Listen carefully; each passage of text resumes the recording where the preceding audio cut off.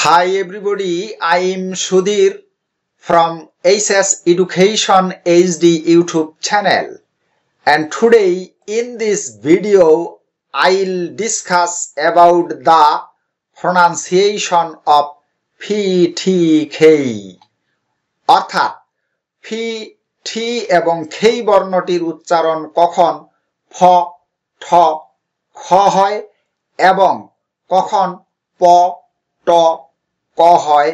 আজকে আমরা সেই সম্পর্কেই আলোচনা করব। Are you ready? So let's get started.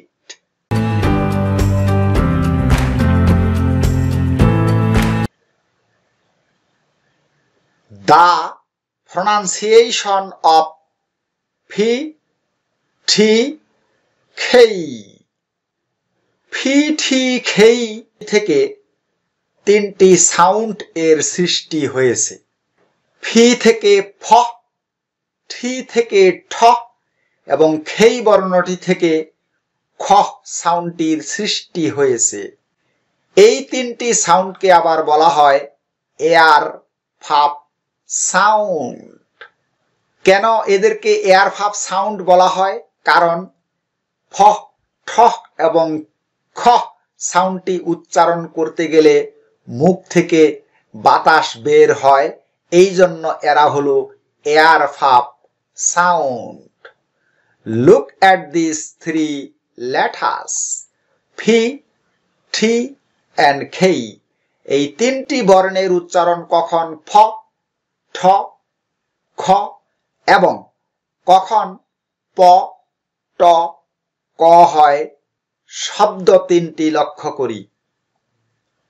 Fei, time, খিন। শব্দ তিনটির শুরুতে ফি, ঠি এবং খেই বর্ণটি দেওয়া আছে, আর এদের উচ্চারণ হয়েছে ফ, ঠ এবং খ এর মতো। আরো তিনটি শব্দ লক্ষ্য করি। Spot, stop, skin. শব্দ তিনটিতে ফি, ঠি এবং খেই বর্ণটি দেওয়া আছে, কিন্তু এদের উচ্চারণ হয়েছে প, ট এবং ক এর মতো।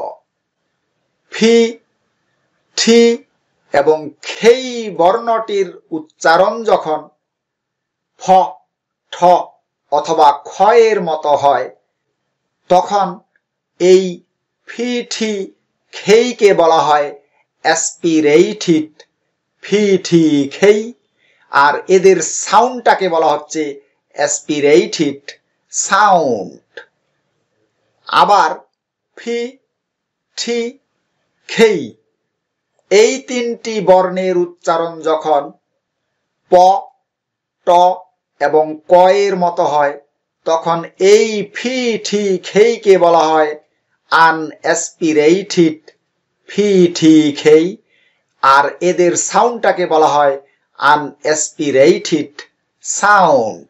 এবার অ্যাসপিরেটেড এবং আনঅ্যাসপিরেটেড সাউন্ড কোনগুলো একটু লক্ষ্য করি। ফ, ঠ, খ। ফ, ঠ, খ উচ্চারণ করতে গিয়ে আমার মুখ থেকে বাতাস বের হয়েছে এবং আগুন বাতাসের বেগে নিভে গিয়েছে। এই ফ, ঠ এবং খকেই বলা হচ্ছে অ্যাসপিরেটেড ফ, ঠ এবং খ। আর মুখ থেকে বাতাস বের হয় বলে এই তিনটি সাউন্ডকে বলা হয় এয়ার ফাপ সাউন্ড। আরেকটু লক্ষ্য করি। প, ট, ক। প, ট এবং ক উচ্চারণ করার সময় আমার মুখ থেকে বাতাস বের হয় নাই এবং আগুনটিও নিভে নাই। এই প, ট এবং ককেই বলা হয় আনঅ্যাসপিরেটেড প, ট, ক।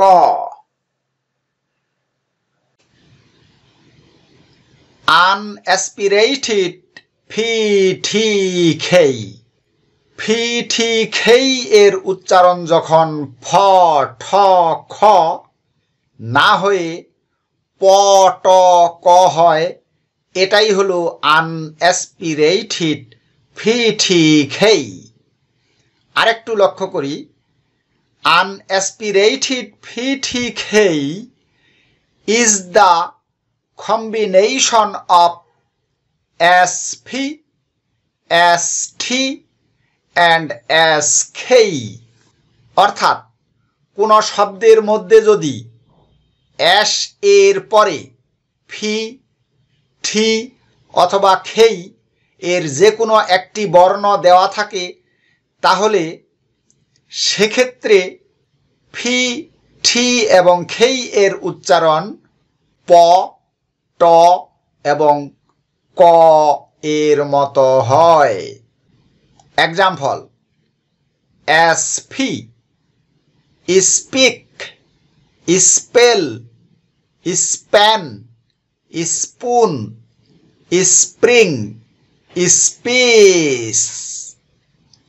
Next: ST, strong, stamp, still, student, despite, justify.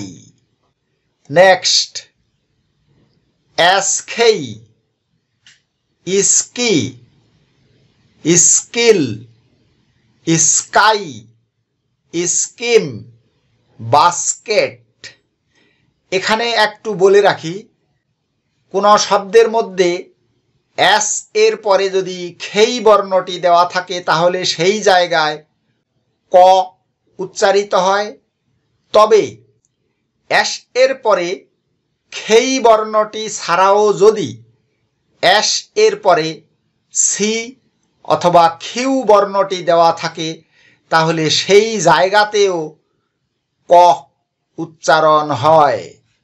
কারণ খেই, সি এবং খিউ এই তিনটি বর্ণ থেকে খ সাউন্ডটির সৃষ্টি হয়েছে। আর এস এর পরে যদি খেই অথবা সি অথবা খিউ দেওয়া থাকে, তাহলে সেই জায়গাতেও খ উচ্চারণ না হয়ে ক উচ্চারণ হয়। যেমন scan, school, screen, biscuit and squeeze, square. Unaspirated ফিঠিখেই at the end of any word। অর্থাৎ কোন শব্দের শেষে যদি ফি, ঠি এবং খেই বর্ণটি দেওয়া থাকে, তাহলে এদের উচ্চারণ প, ট এবং ক এর মতো হয়। Example: tap, cap, map, cat, bat, mat, task, lick, desk. Aspirated ফিঠিখেই। অর্থাৎ ফি, ঠি এবং খেই এর উচ্চারণ যখন ফ, ঠ এবং খ এর মতো হয়, এদেরকেই বলা হয় অ্যাসপিরেটেড ফিঠিখেই। একটু লক্ষ্য করি, ফিঠিখেই যদি কোনো শব্দের শুরুতে অথবা স্ট্রেসড সিলেবল এর শুরুতে দেওয়া থাকে, তাহলে সেই ফিঠিখেই এর উচ্চারণ ফ, ঠ এবং খ এর মতো হয়। এক্সাম্পল: ফ্যান, ফেইস, ঠিপ, ঠেইক, খি, খিং। এখানে ফিঠিখেই শব্দগুলোর শুরুতে দেওয়া আছে, তাই এদের উচ্চারণ হয়েছে ফ, ঠ এবং খ এর মতো। আরেকটু লক্ষ্য করি, ইম্পর্ট্যান্ট শব্দটিতে 3টি সিলেবল আছে, যেমন ইম্পর্ট্যান্ট। 3টি সিলেবল এর মধ্যে মাঝখানে যে সিলেবলটি আছে এটির উপর বেশি জোর দেওয়া হয়েছে। উচ্চারণটি আরেকটু লক্ষ্য করি, ইম্পর্ট্যান্ট, ইম্পর্ট্যান্ট। এই যে উচ্চারণ করার সময় মাঝখানের যে সিলেবলটি এটির উপর আমরা বেশি জোর দিচ্ছি বা চাপ দিচ্ছি, এটাই হলো স্ট্রেসড সিলেবল। স্ট্রেসড সিলেবল এর শুরুতে যদি ফি অথবা ঠি অথবা খেই বর্ণটি দেওয়া থাকে, তাহলে সেই ফি ঠি খেই এর উচ্চারণ ফ, ঠ এবং খ এর মতো হয়। তাহলে ইম্পর্ট্যান্ট। অ্যাটেনশন শব্দটিতেও 3টি সিলেবল আছে, এখানেও মাঝখানের সিলেবলটিতে বেশি জোর দেওয়া হয়েছে, তাই এটি হলো স্ট্রেসড সিলেবল। এখানে ঠি বর্ণটির উচ্চারণ ঠ এর মতো করতে হবে। বিকজ এই শব্দটিতে 2টি সিলেবল আছে, একটি হলো বি এবং আরেকটি হলো খস। দ্বিতীয় যে সিলেবলটি সেটা শুরু হয়েছে সি বর্ণটি দিয়ে, আর দ্বিতীয় সিলেবলটি এখানে স্ট্রেসড সিলেবল, তাই এখানে এই সি এর উচ্চারণ খ এর মতো করে করতে হবে। বিকজ।